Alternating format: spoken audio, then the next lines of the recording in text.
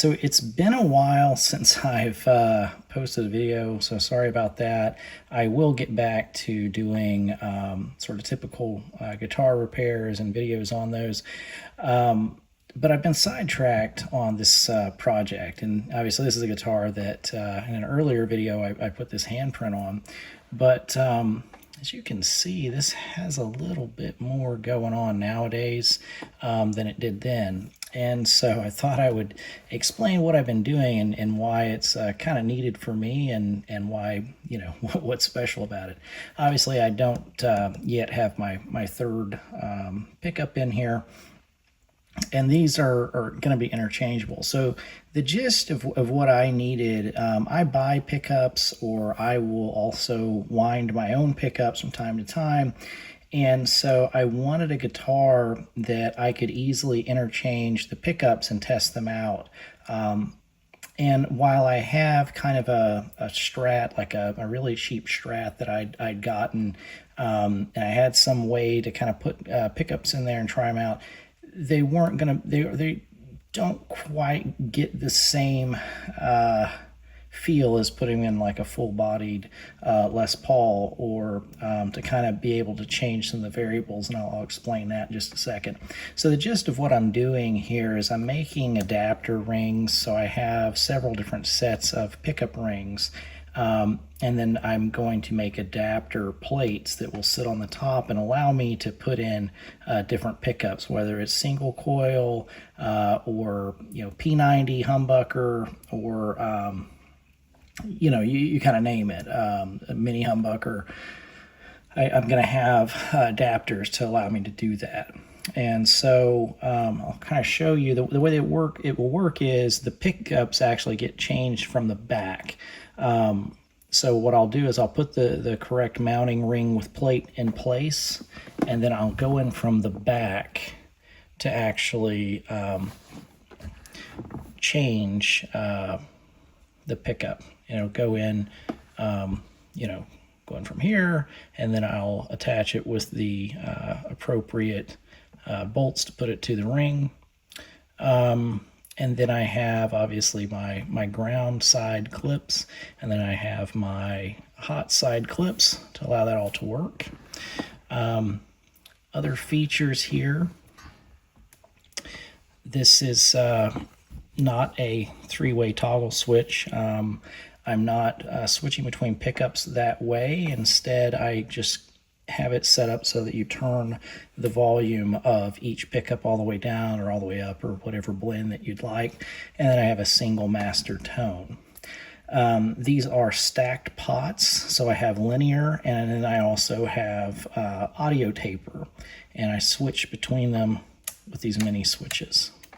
So this allows me to try audio, in the middle, or audio in the neck, audio in the bridge, and linear here, or linear here and audio here, and try the differences.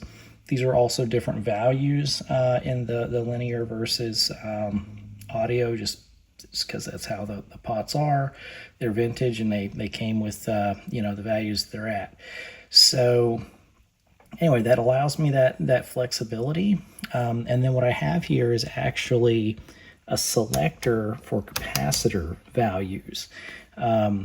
So certainly, a lot of people get very worked up over the, what their capacitor is made out of. Is it paper and oil? Is it, orange? Is it the, vitamin D? Is it spray? Whatever. But the biggest impact for me isn't so much the brand or even the construction as it is the value. And so what I've got is I can select from 0.005, 0.01, 0.015, then 0.022, which is your traditional humbucker value that you'll find in your Les Pauls, 0.033, which is what a lot of the original paper and oil .022s have kind of drifted up in that .03 range, even when you get them new old stock. And then a .046, which is the more traditional single coil that you'd find in a fender.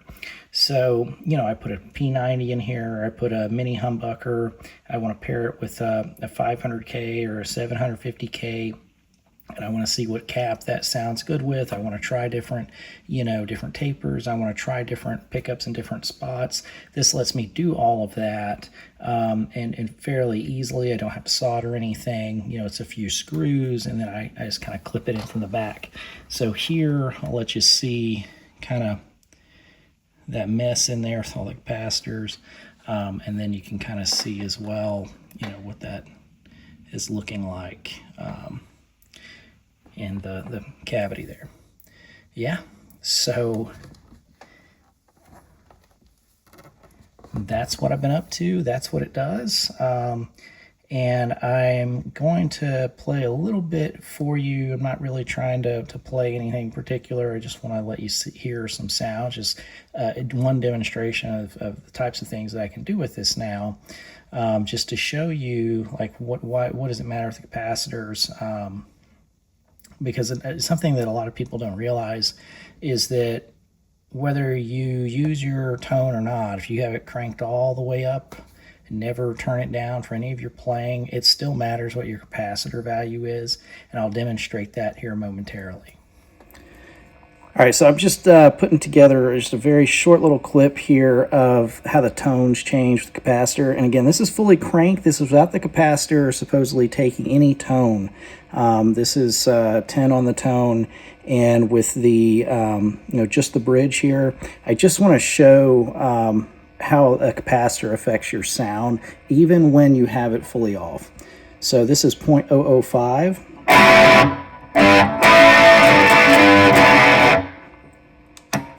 0.01,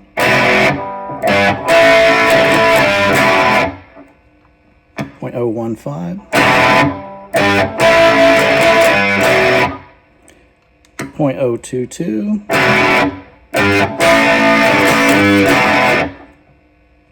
0.033,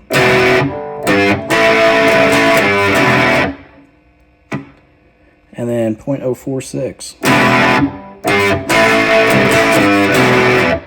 So point there is just to show how much the capacitor value impacts your sound, even when it's not even supposed to be doing anything. So if you think that you know, it doesn't matter what your capacitor value is, I think you're kind of sadly mistaken. So, you know, please excuse the playing. I'm not trying to impress anybody here, just trying to get some sounds down. All right, thanks.